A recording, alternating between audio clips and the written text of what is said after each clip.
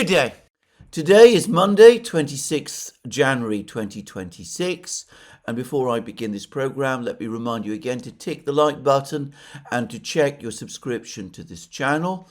If once you've watched this program or whichever part of the program you want to watch, you decide that you like what you've heard and you wish to indicate that fact. So today's program, I'm going to return to the talks in Abu Dhabi. Over the weekend, yesterday to be precise, we had statements that were appearing in the United States, in Politico and Axios, which I discussed in yesterday's program.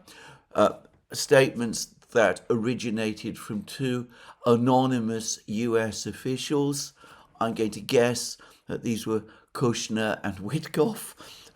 And anyway, they tried to put their own relatively optimistic spin on the Abu Dhabi meeting, suggesting that there'd been progress, though they were unable to identify what that progress actually was. Anyway, they talked about progress, they talked about a friendly atmosphere, they talked about how everybody sat down to lunch together, they spoke about the possibility of Putin and Zelensky eventually meeting. Anyway, they gave a very optimistic spin of the meeting in Abu Dhabi. I, of course, have provided a much more nuanced view based on a careful parsing of the two articles in Politico and Axios. I suggested that this should be understood as the first working party, the first step, if you like, in a complex negotiating process that ought logically to have begun last year, perhaps in February, after Putin and Trump first spoke on the phone, perhaps after the Anchorage summit in Alaska, where it seemed that the Americans had come round to agreeing with the Russians various ways to move forward towards a settlement of the conflict in Ukraine, based ultimately on Putin's proposals, the ones he made to the Russian Foreign Ministry on the 14th of June 2024, and which we on the Duran speak about as Istanbul Plus. And in fact, my recollection is that following at that meeting, there was already some discussion about setting up working groups, and certainly Putin floated the idea of working groups later in August 2025 over the course of a telephone call that he had with Trump, even as Zelensky and the Europeans were in another part of the White House. Putin, to be precise, reminded Trump that the Russians, during their last meeting with the Ukrainians in Istanbul, had suggested three working groups, one of which would deal with security issues. And, well, that working group, in effect, was eventually formed as a result of the meeting between Putin, Witkoff, and Kushner in Moscow a few days ago. And it was that working group which, with the participation of the Americans, had its first meeting in Abu Dhabi. And I pointed out also that the presence of the Americans at this working group changed the dynamics, that it meant that for the first time the United States was involved directly in the negotiations. It was no longer acting in a manner that is consistent with a mediator, even if you accept that the United States has indeed been engaged in mediation over the last year, which is, of course, a fantastical concept anyway. But the fact that the Americans participated in the meeting, that they were there, that they were present over the course of this meeting, that they met with the Russians and with the Ukrainians, that they were, as it turns out, present at every point of the discussions. That essentially confirms that the Americans are no longer really mediators anymore, or even pretending to be mediators anymore. Whatever they say, they are instead direct participants and indeed parties in the negotiations that are taking place, which is as it should be, given that American officials themselves, Marco Rubio specifically, the US Secretary of State, have admitted that the conflict in Ukraine is a proxy war between Russia and the United States, in which case it makes far more sense for the two main participants, Russia and the United States, to talk with each other rather than worry too much about the proxy. So that, in my opinion, is what basically happened in Abu Dhabi over the weekend. And I also said that I thought almost certainly the topic of the attack on Valdai was brought up by the Russians. I don't know what the Americans and the Ukrainians said about it, but I said that one could get a sense from the use of words like de-escalation, and all topics came under discussion from the Politico and Axios articles, that was the case.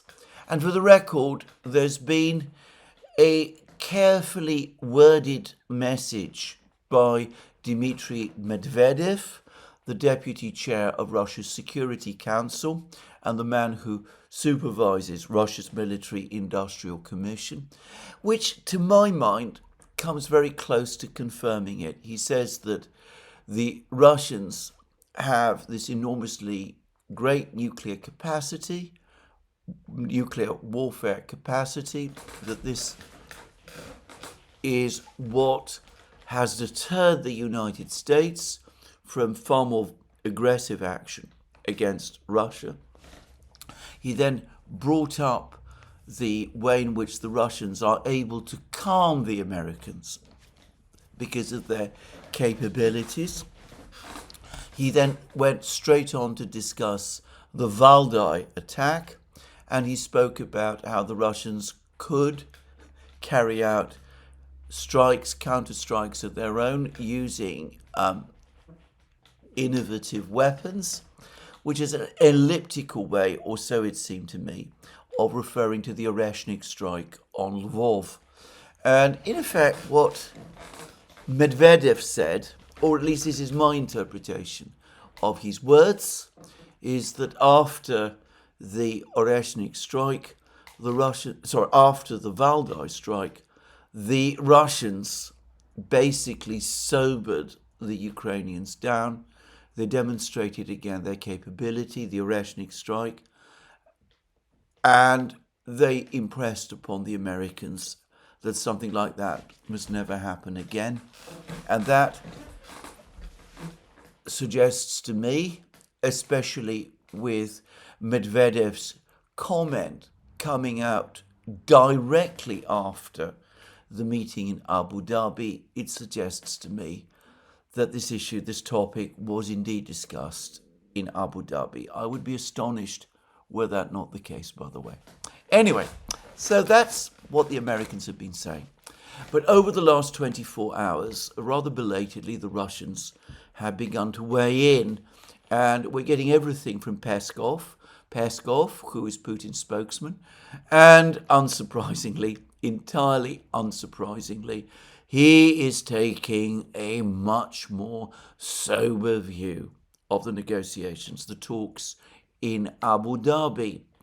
First of all, he appeared to deny that the atmosphere had been friendly. He says, if you're working at an expert level, then at minimum you should behave constructively towards each other. I would not say there was a friendly atmosphere. However, this is unlikely at this stage of the talks. However, if we are aiming to achieve results through negotiations, we need to communicate constructively with each other. So he said that the mood was perhaps polite and, as he put it, constructive, in the sense that neither side was shouting and banging the table or doing anything of that kind. But contrary to what the Americans have been saying, it wasn't friendly either. So that was one thing that Peskov said. Peskov also said something else. He said that it would be a mistake to expect any high results from the initial contacts. This is a very complex matter with complex issues on the agenda, but the very fact that these contacts have begun constructively can be seen as positive. However, there is significant work ahead, which is essentially exactly what I said in my program yesterday. This is a small first step. It's a working party. There are still oddities about this working party. It still looks very ragged around the edges. I'll just return to that topic in a moment. But it is perhaps closer to a conventional negotiation in this conflict than anything we have seen up to now. It perhaps might evolve into something like that, but we are very, very much at the start of this process, nowhere close to its end. And notice that Peskov talks about initial contacts, complex matter, complex issues on the agenda, a significant work ahead. We are only at the beginning of what might evolve into the first real substantive negotiation of this conflict that we have seen up to now. And may I say that the major change, the thing that has possibly altered the dynamic, is the presence of the Americans, the full involvement of the Americans. Peskov confirmed that there would be another meeting in about a week's time. He refused to give the date, but it looks as if the Americans, Driscoll and Grinkevich perhaps, will be there again. So there will be more meetings between the Americans and the Russians and the Ukrainians, all of them talking to each other in the same room. But we have a very, very long way to go. And there has been no consensus or agreement. In fact, the New York Times gave us something of a sense of the sort of discussions that took place. Apparently, over the course of the meetings in Abu Dhabi, the Americans and the Ukrainians floated the idea, which has appeared in many of the extraordinary kaleidoscope of plans that we have seen coming out of Europe and the United States and the Ukraine over the last couple of weeks, the idea of a free trade zone in the areas of Donbass still under Ukrainian control. The Ukrainians pull out, a free trade zone is declared, and troops from neutral countries go there and maintain control, with Ukraine, of course, still claiming sovereignty. I said that this proposal would be unacceptable to the Russians. Surprise, surprise, they rejected it outright over the course of the Abu Dhabi meeting. And, well, we have the New York Times confirming as much. So the Americans and the Ukrainians floated this particular idea, and the Russians instantly shot it down. So we get a sense of some of the talks and maneuvers that are taking place, and that is, by the way, useful. It is important. As Eve Smith has pointed out now several times, the great problem with the West is that in conflicts of this type, it spends all its time negotiating with itself rather than with the other side. It therefore comes up with fantastic plans, like the free trade zone in Donbass, patrolled by troops from neutral countries, which never have any possibility of being accepted by the Russians. Over the course of the talks in Abu Dhabi, this was finally and hopefully conclusively clarified. The Russians made it absolutely clear they regard Donbass as their sovereign territory and they want the Ukrainians to leave, and that there is nothing further to discuss about it. So anyway, that's the Americans.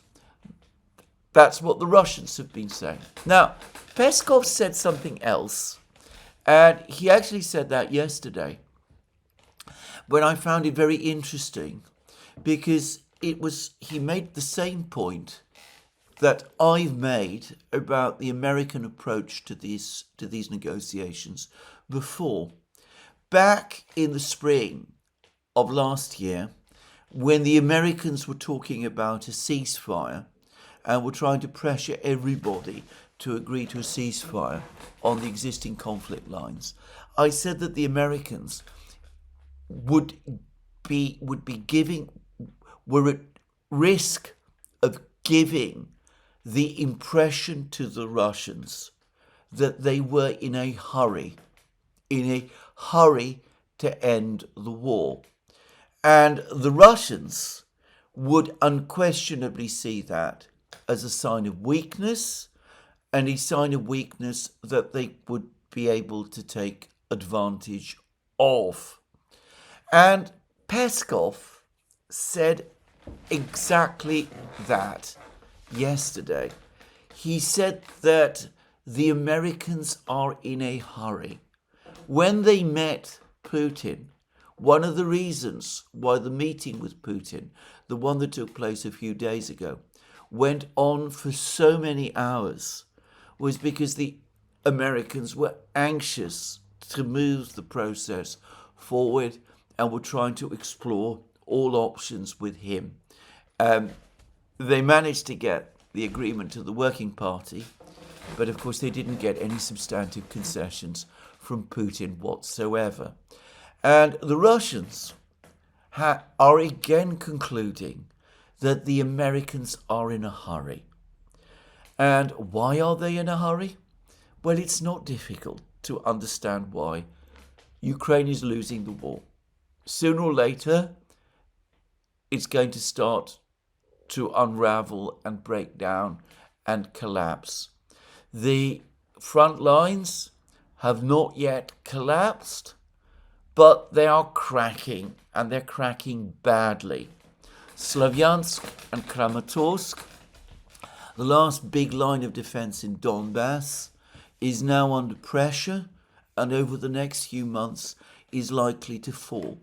The cities in Ukraine are in the midst of an energy crisis and there are blackouts in many of them. So the war in Ukraine is being lost. The United States is depleting its arsenals, has depleted its arsenals critically by trying to keep this war going.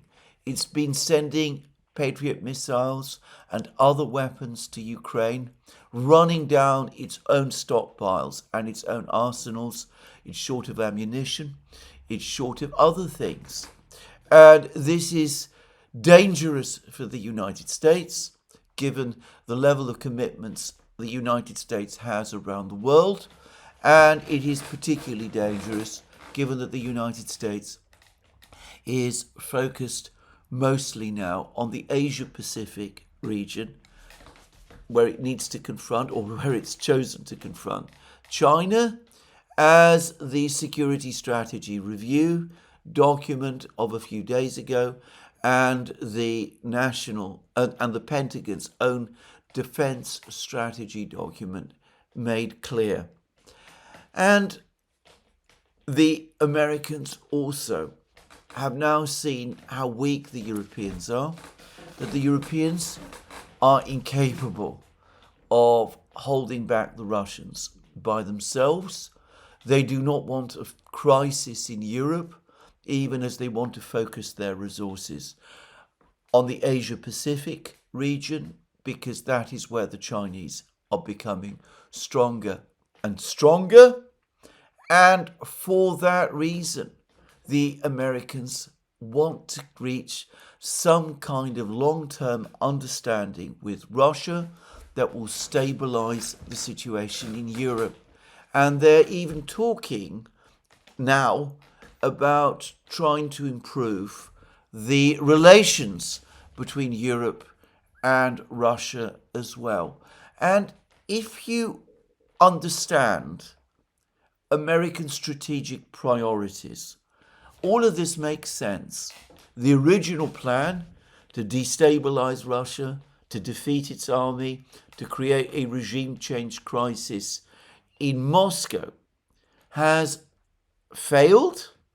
There have been various attempts over the course of 2025 to revive it.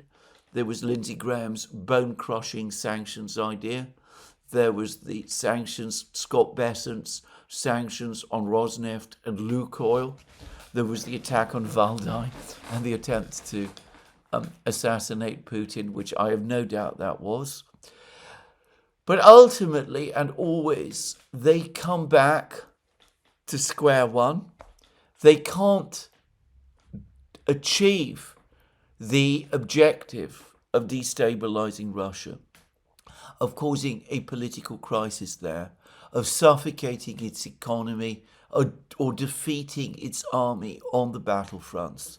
So, in this situation, they have no choice but to try to find some means either to get the Russians to agree to stop advancing, but the Russians have consistently rejected that. They've said that Istanbul Plus is the minimum of what they will insist on. Or if they cannot get the Russians to stop, then at least to come to some understanding with the Russians that will enable the United States to reduce its footprint, its military footprint in Europe, so that it can focus more on the Asia-Pacific region. And of course, on top of these strategy issues, there is the question of President Trump's personal vanity, his desire to go down in history as the great peacemaker, the person who ended the war in Ukraine. And in Trump's case, what is part vanity is probably also part political calculation. Also, he does not want the situation with the Russians to escalate. He does not want to get himself into a situation where there might be confrontations with the Russian Navy on the high seas because of demands to start seizing Russian-flagged and registered tankers. He does not want a bigger crisis, and he probably also calculates that a resolution of the crisis, one which gets energy supplies moving more freely again, will benefit him politically, because it will bring down the price of energy, which is what he wants to see in the United States. So the Americans have all of these factors at play, and that makes them want to end this war quickly. The Americans have said this. The Strategic Strategy Review said that it was an urgent, the word urgent was actually used, an urgent priority for the United States to end the Ukraine war and to prevent its escalation, and that it was a priority for the United States to come to some understanding with Russia for all the reasons that I have just outlined. That is not the consensus in the United States. It is only the opinion of a faction, but that particular faction is currently in the ascendant, And it is that faction which is centered for the moment in the Pentagon, which was present at the talks in Abu Dhabi. The rival factions which might be hostile to these negotiations, the State Department and the CIA, were kept away. So the Russians see all of this. They know all of this. They know that Trump and at least some of his officials are in a hurry. And the Russians will respond to all of this by taking their time. They will insist on going through everything line by line and point by point, because hard-nosed and tough-minded negotiators as they are, they know that when the other side is in a hurry, when it is under pressure, that makes it more likely over time that it will make the important concessions. And Peskov saying that the Americans are in a hurry shows that that is exactly what the Russians are thinking, what they are saying to each other, and what undoubtedly is going to shape their approach to the negotiations. So, to repeat again Peskov's words, it's a mistake to expect any high results from the initial contacts. This is a very complex matter with complex issues on the agenda. There is significant work ahead. The Americans are in a hurry. The Russians are not. The Americans give a positive spin of what happened in Abu Dhabi. The Russians don't. The Russians, unwilling, refusing to make compromises. The Americans ultimately obliged to make them, because from their point of view, it is they who must make the deal. So this, I think, represents the current thinking in Moscow. And going back to other things that I've said in the past, given that the Russians sense that they are in the stronger position, they have no reason to make concessions, and it's entirely possible, highly plausible, very likely that, as Putin apparently told Trump over the course of their last telephone call, that the Russians might be preparing to up their demands when the substantive talks take place. And those substantive talks, so far, to repeat again, haven't really started. We are still at the exploratory stage. Now, that's the Russians. The Ukrainians have also been talking as well. To be precise, Zelensky has. And his comments were extraordinarily shrill. He again ruled out any territorial concessions to the Russians whatsoever. No Ukrainian withdrawal from Donbass. No acceptance that Donbass is Russian. No Ukrainian concessions, territorial concessions anywhere, at any point. Everything belongs to Ukraine. What the Ukrainians still control, what is in their physical possession, they will defend. They're not prepared to give anything up.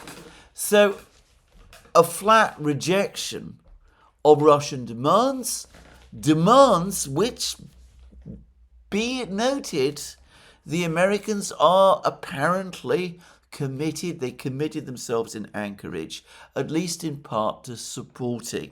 So the dynamic of the negotiations that probably took place in Abu Dhabi, and which will continue from this point on, is of the Russians and the Americans agreeing with each other on the territorial question, and of the Ukrainians being left out in the cold. And Zelensky, very unhappy, very angry that his European friends are not there at the negotiating table. Back in the spring of last year, the Europeans were insisting that they should be at the negotiating table. Negotiations are now taking place. The Europeans are not there. The Americans and the Russians are. And the Ukrainians have been left to look after themselves. Zelensky is furious about this. Undoubtedly, it played a part in his extraordinary tirade against the Europeans in Davos. He called them weak, spineless, unable to stand up, not just to the Russians, but to the Americans as well. He's furious that he was forced to send a delegation to Abu Dhabi to meet with the Russians and the Americans by itself, without the Europeans present to lend their support. He's furious with the Europeans for letting that happen. He criticizes them for it, and he says that in future, when there's a final settlement, they must be there. So, again, you can see why Zelensky is unhappy, and he has pointedly said so. And Zelensky, again, saying that a security guarantee from the United States to Ukraine has already been agreed. The principles of this have already been agreed. The Americans, by the way, have been much more evasive about this, but Zelensky insists that this guarantee is ready to be signed off on. He says that it's up to Trump to decide when the signature of the document should be made, which, by the way, looks to me like a demand that this document should indeed be signed. He was expecting or hoping to sign such a document when he went to Davos.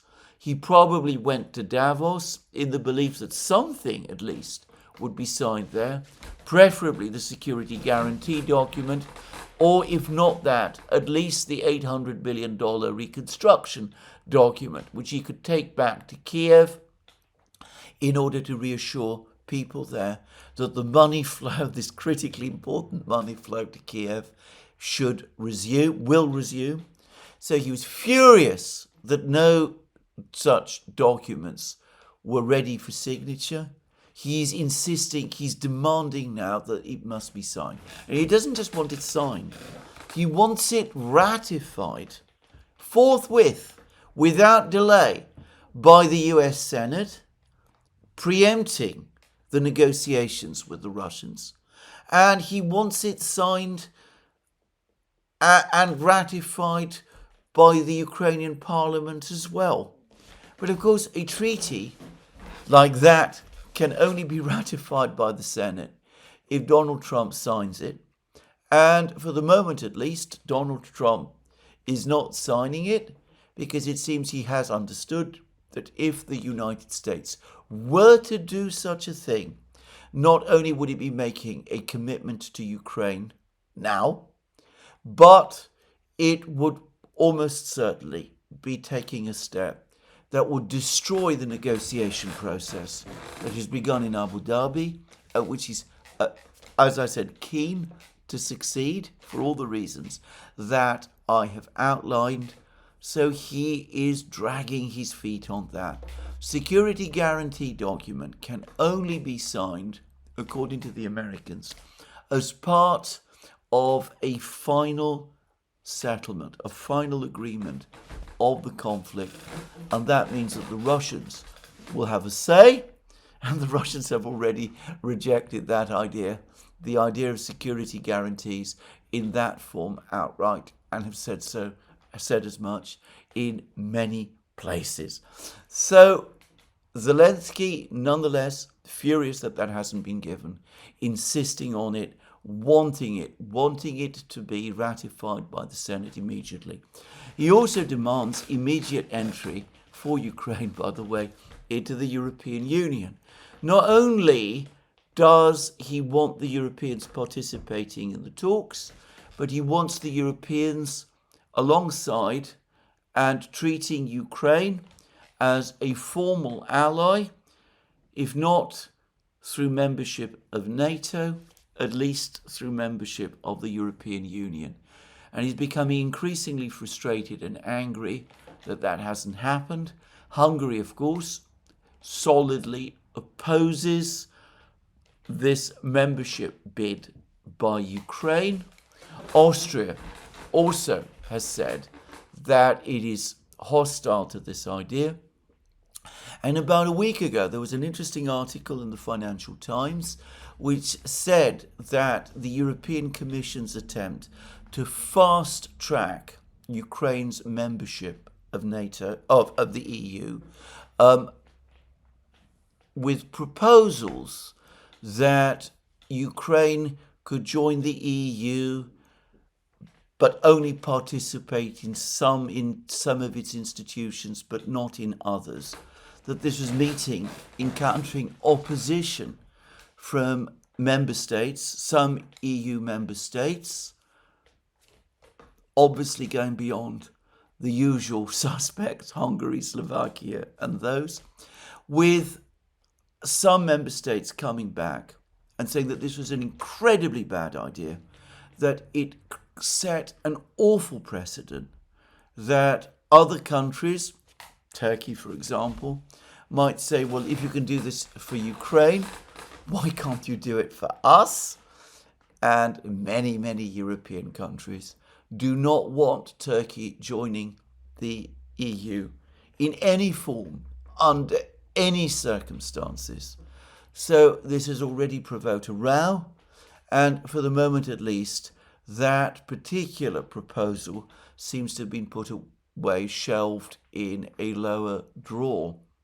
So Zelensky, angry about the meeting in Abu Dhabi, angry because the Russians continue to insist on territory, the 4 regions, but certainly Donbass.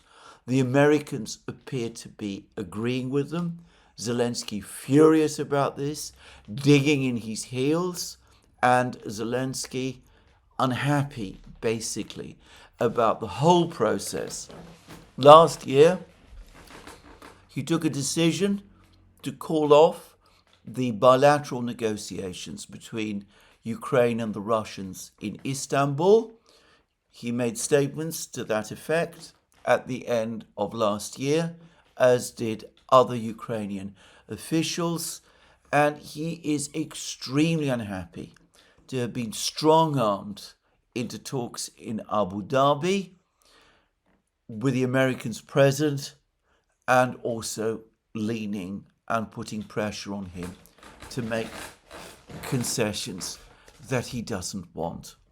So we are absolutely at the start of a process which may never succeed.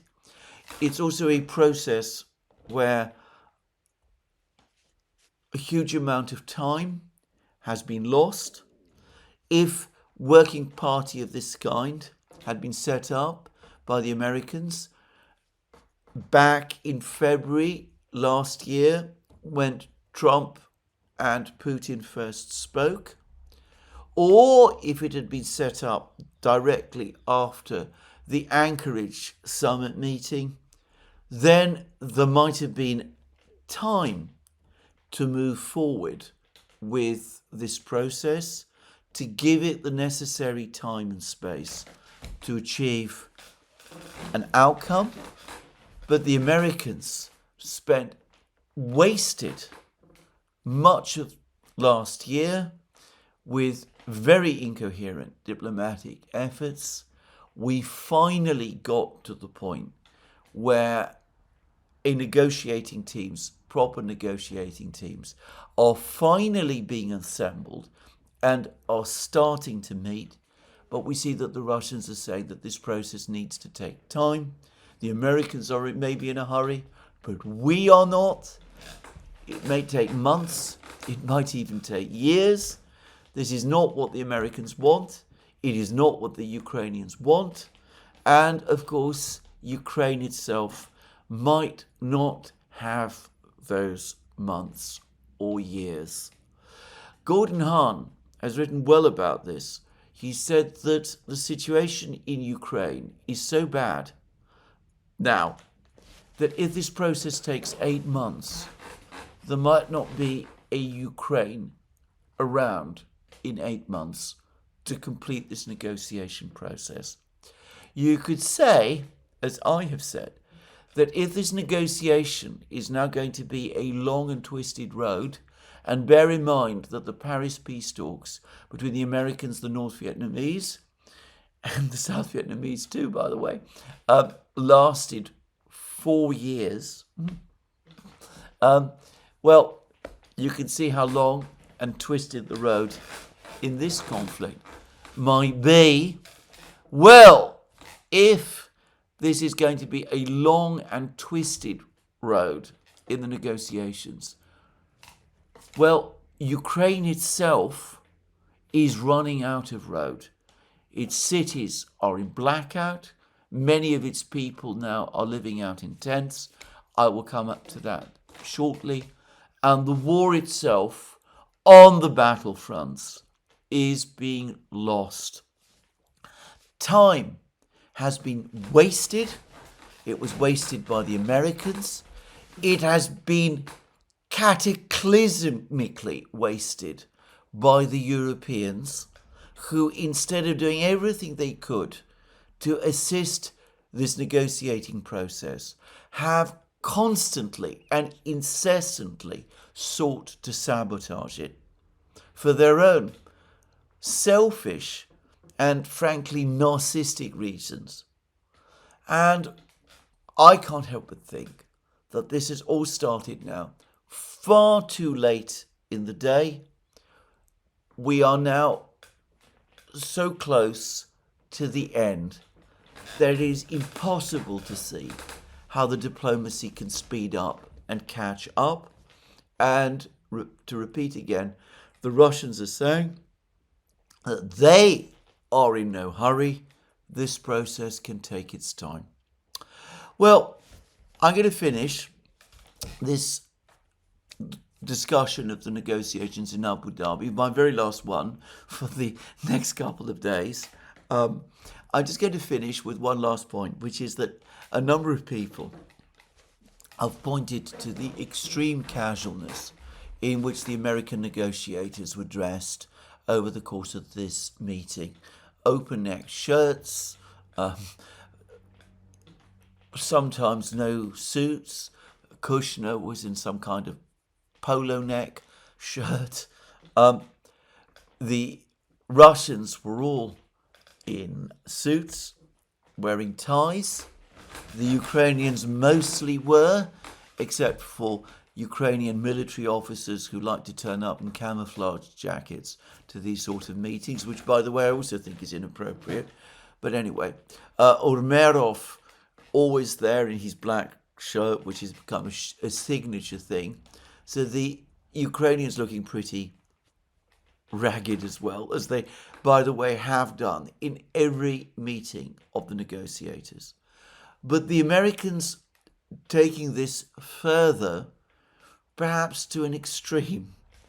Now, some are saying that this was a signal from the Americans trying to convey to the participants that the Americans are so far above this process that they can turn up dressed as they like, and this was a sign of extraordinary disrespect by the Americans to the other negotiating participants, the Ukrainians and the Russians. Well, I can't speak for the Ukrainians, but I'm sure that that is not how the Russians will see it. Bear in mind, the Russians are already saying that the Americans are in a hurry. The Russians will see this as a sign, again, that the American negotiators are inexperienced. They will see their slovenly appearance as a sign that they're not even properly organized or prepared for these discussions.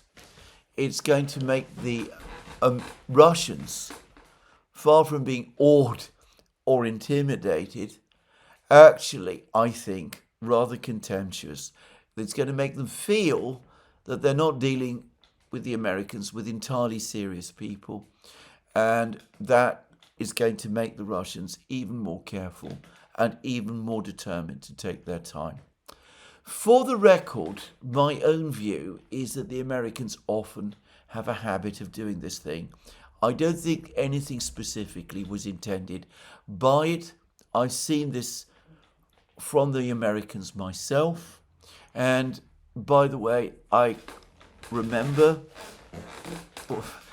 hearing way back in the 1980s complaints in Greece about the slovenly appearance of the American ambassador to Greece in the 1950s when he turned up at the palace in Athens to meet the king in a Hawaiian shirt, unbuttoned Hawaiian shirt. So I think the Americans have a habit of doing this. I don't think they always understand the effect on the other participants of this absence of formality. Americans can often be very informal, and I think that was all there was to it in this case.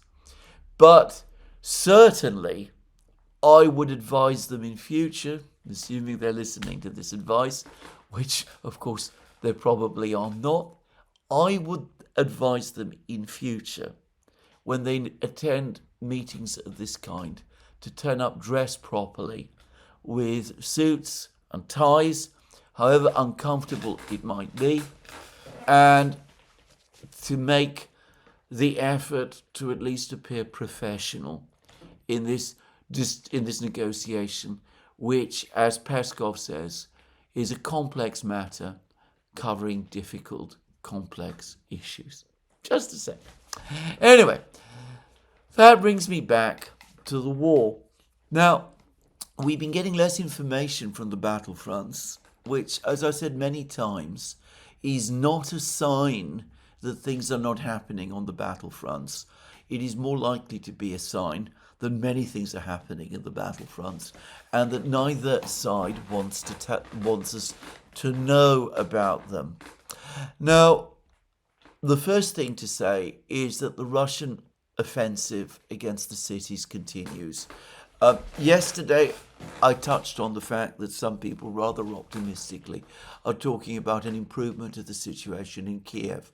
The situation in Kiev is improving in one respect, in that the new energy minister, Mr. Shmyhal in Ukraine, seems more competent and more together than some of his predecessors, and does indeed seem to be making a serious effort to improve the conditions for the civilian population and to get the energy system, at least, and if not the energy system, at least the water system functioning, at least to a basic degree. 10 cities have been created in some of the cities in Ukraine, Kiev, for example, where people can be taken and kept warm inside the tents and things of that kind. Ukraine does have some capable managers, and it looks as if Mr. Shmyhal might be one of them, which, by the way, begs the question, in that case, of why he was taken away from running the defense ministry in Kiev, which is very short of such capable administrators and people. But anyway, he at least is doing something. But the overall picture continues to be, as far as I can tell, of the energy system across Ukraine continuing to falter, even as Russian attacks continue. And we haven't yet had information about attacks on the substations that connect the nuclear power plants to the electricity grid, though it's likely that those attacks will come. But there are reports now that the process that I described in a program a short time ago of the Ukrainian authorities having to drain the countryside and the smaller towns of electric energy so as to divert it, to try to keep the lights on in the cities, the big cities, at least to some extent. Anyway, it seems that that process might be intensifying, and that as a result, more and more areas of Ukraine are going dark. Now, I have said that to me, this looks very much like the kind of preparations you would expect from the Russians on the eve of a big offensive. And on the Duran, we did a program with Stanislav Krapivnik, who is, of course, somebody who follows the war very closely and who is able to understand the language and talks to the soldiers and people of this kind. And he made the point that for the Russians, storming cities, big populated centers, is significantly complicated by the presence in those cities of civilian populations. The Ukrainians do, in fairness, carry out evacuations of cities ahead of battles, but always and invariably these happen very late, and there's usually a significant number of civilians in the cities when the Russians come. Well, if that is a problem, if that does indeed slow the Russians down, if they hesitate, for example, to attack apartment buildings that might have been converted into fortresses because of worries that civilians might be there, well, why not then, in that case, do what the Russians are doing now? Create conditions in the cities that are so intolerable that the civilian population leaves. Now, I'm not saying I agree with that or approve of it. I've already said that, in my opinion, this has something of the look of a war crime about it. In fact, I have been told positively that it is a war crime. I ought to say quickly that if so, it is a war crime which the Western powers have never hesitated to commit as well in previous wars. But this isn't the point I'm making in this program. If the Russians are indeed turning off the electricity in the cities, if they're trying to force the population, the civilians, to leave, isn't that a clear sign that they are ultimately going to start storming these cities? Isn't this what it is all about? And if Kiev is particularly targeted, as, by the way, seems to be the case, is that not consistent with some kind of operation against Kiev, which might be in the advanced planning stage?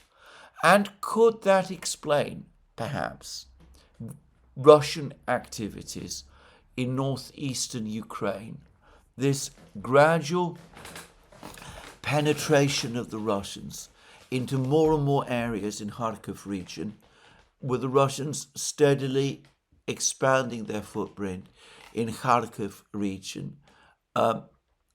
Also, it seems, pushing towards Kharkiv city itself, linking the two areas that they control, the Lipsy area and the Volchansk area, together.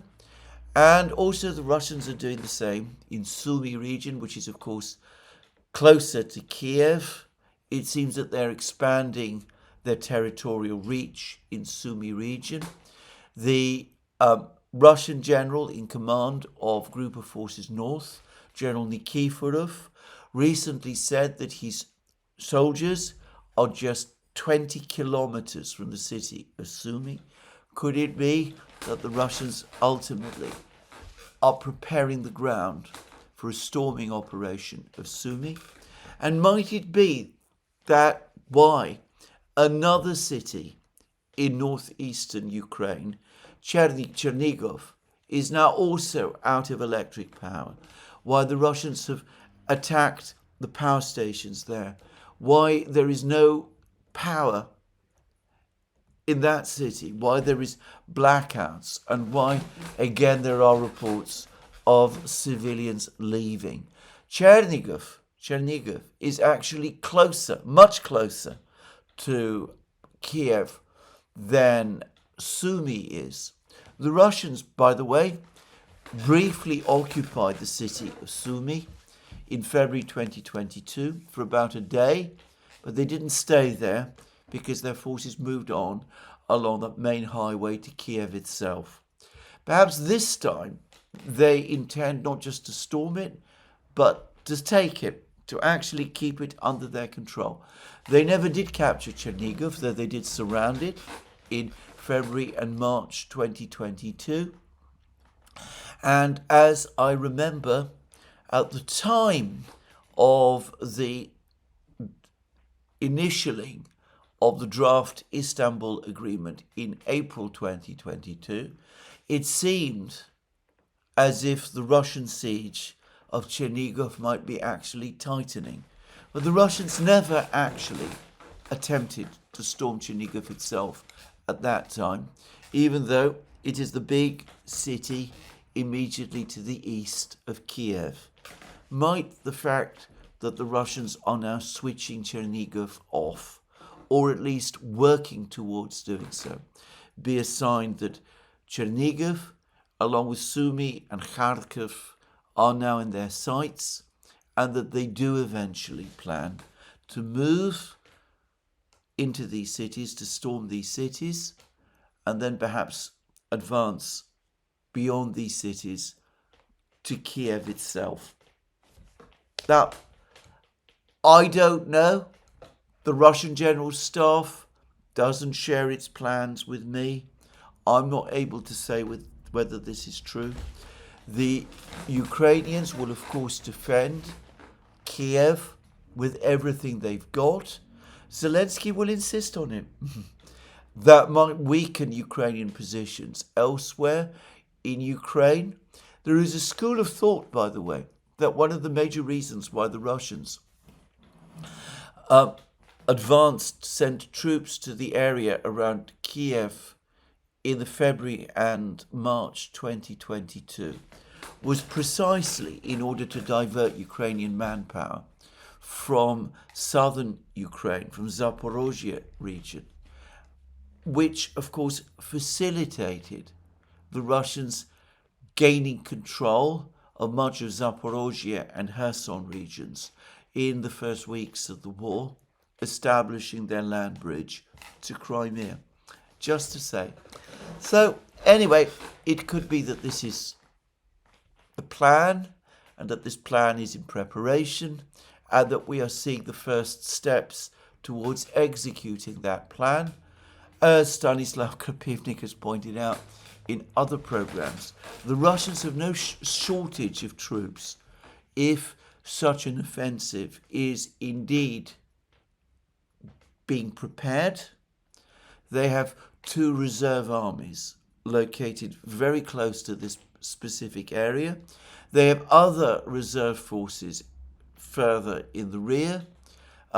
General Syrsky, the Ukrainian commander-in-chief, recently spoke about the Russians having up to 4.5 million men in trained reserves and able to recruit and planning to recruit another 400,000 men into their army this year, and to organize these men into 11 more divisions. So the Russians have no shortage of manpower. A report that just appeared admitted that the Russians have more tanks and armored vehicles in service than they did at the start of the special military operation. All those claims that it would take the Russians decades to replace their losses from February and March 2022, it turns out were completely wrong. That doesn't surprise me, obviously. But anyway, maybe, possibly, the plan is, as I said, an offensive in the north. And quite plausibly an offensive in the south too. An offensive whose ultimate objective is Odessa, The Russians have made that fairly clear, or so it seems to me. They continue to press towards Orechov from the east and from the west. There is heavy fighting taking place west of the Gaidshur River. The Russians have captured Gulyapolye, but even though they now have strong positions west of the Gaidshur River, the river itself will still be an obstacle for their logistics.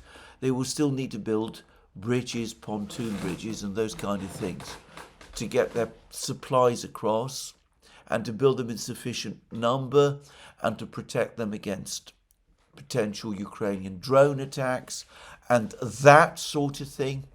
And the logistics are complicated, and probably the likely place where they will do that will be within the city of Gulyapolye itself, where the buildings also provide some protection from artillery and drones. So anyway, the Russians have some work to do before they advance further towards Orechov from the east, but undoubtedly they will do it. And my guess is that they're probably not that far from the point where they will have done it as well. And west of Orechov, the other side of the Russian pincer is becoming more active as well.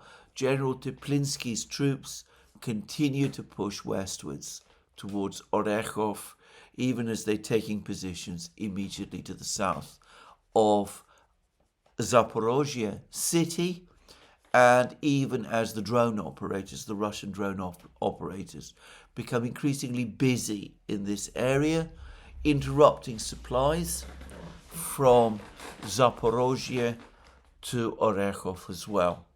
So this area of the battlefronts, which has been the topic of a detailed discussion between ourselves on the Duran and Stanislav Krapivnik, which will be published, I think, fairly soon.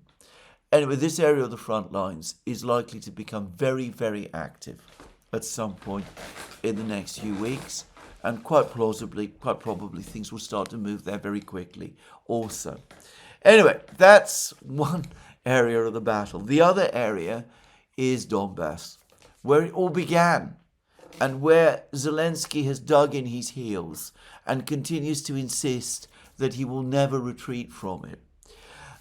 My sense of the Battle of Konstantinovka, the town at the southern end of the Slavyansk, Kramatorsk, Druzhivka, Konstantinovka conurbation, is that Konstantinovka is now turning into another meat grinder, another graveyard of what is left of the Ukrainian military. The Russians hold all the high ground around Konstantinovka, to the south, to the east, in Chasiv Yar, and now increasingly to the west. They are able to track and monitor whatever takes place in Konstantinovka. There are only two supply roads able to send supplies into Konstantinovka from the north, from Kramatorsk and Slavyansk. That supply road, those supply roads, are under constant observation and attack from the Russian drones. There is now ample footage of Ukrainian vehicles trying to move south along these roads into Konstantinovka and being destroyed there by the Russian drones. There is a pile-up of destroyed vehicles. It is very like the recent destruction of Ukraine vehicles in Olimpiyskiy Street, north of Pokrovsk, during the recent battles that took place there. Only I suspect that if anything this time, it is on an even bigger scale. And of course, these Ukrainian troops that continue to be funneled into Konstantinovka down this road of death, which for many of them it must be, are going to enter a town where the Russians already control significant portions of, where the Russians are on every side, and where the road supplies from the north are becoming very uncertain. By any logic, Konstantinovka is undefendable. I remember Ukrainian soldiers saying this at the time of the fighting in Bakhmut, which is, by the way, not that far away. But Zelensky and Syrskyi, of course, will not retreat from Konstantinovka. As Zelensky has just said, the Ukrainians don't give up any ground. So even though the men in Konstantinovka are surrounded, even though the Russians hold the high ground, even though the Russian drones patrol the roads, even though the Russian artillery is active, even though Russian troops are fighting inside Konstantinovka itself, the Ukrainian men have to continue to go into the city. The supplies have to continue to be sent. People die to defend a city which realistically is already effectively lost. And of course, all of this is going to be justified eventually by the need to buy time. But of course, the reality is, as I said already, that Ukraine is running out of time. Time is working to the advantage of the Russians, not the Ukrainians, which is why the Russians, as they've just said, are not in a hurry. They're not in a hurry in the negotiations, and they're certainly not in a hurry on the battlefronts. And there are reports about the fighting further north in Lyman. Denis Pushilin, the head of the Donetsk regional government, I should say the Russian-controlled Donetsk regional government, is saying that the Russians are indeed fighting inside Lyman. There's fighting inside Lyman going on. The way he spoke makes me think that the Russians now have gained the advantage in the fighting in Lyman.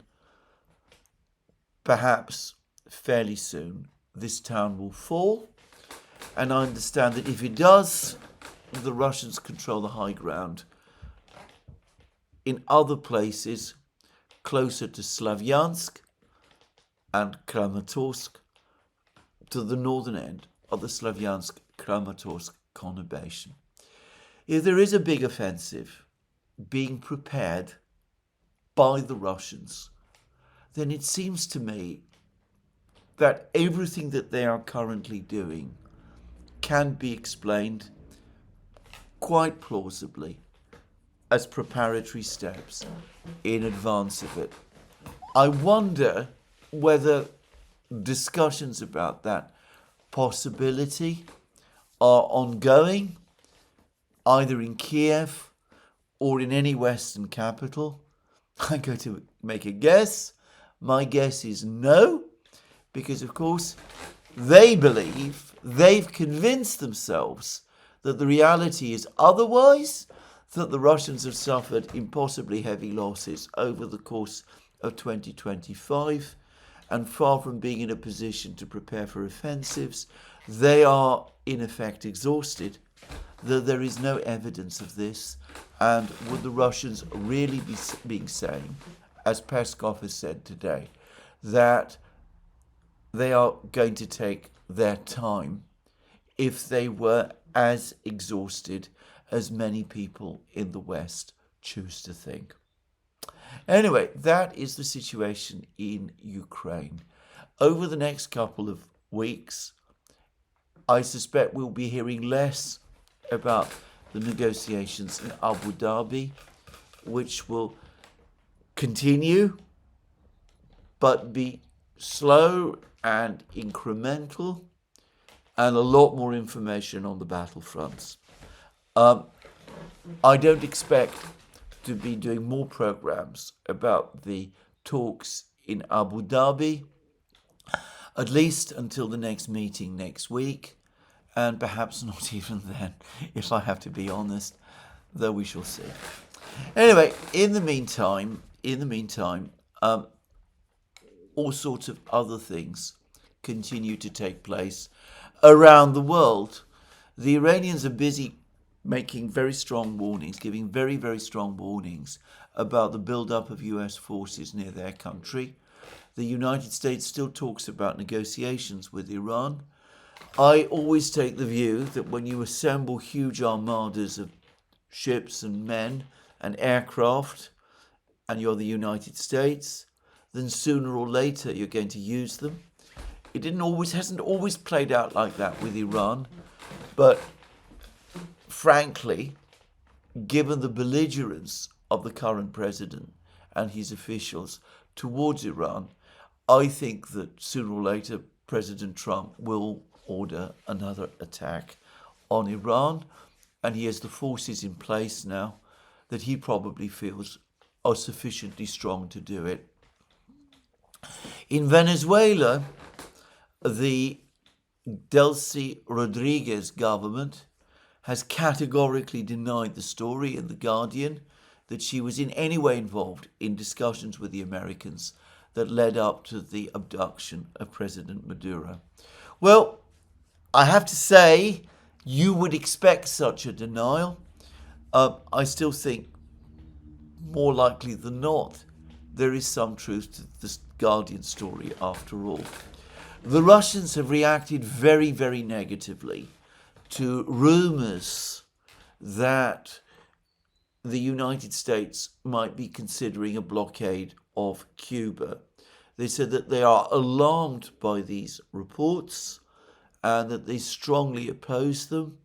And, well, we'll see what, if anything, they do. And in China, there is a very strange crisis underway. The most senior military official, Yang Zhang Youxia, has apparently been dismissed and perhaps arrested. And there are rumors that he was accepting bribes and was passing information to the Americans about China's nuclear weapons program. So, an interesting situation in China. I would quickly say that I've again seen talk of a possible coup in China. I see absolutely no sign of anything like that taking place. These are, at the moment, rumors that appear to originate with one individual. I don't myself believe that anything like that is in fact taking place. And in Britain, we have another political crisis involving Keir Starmer.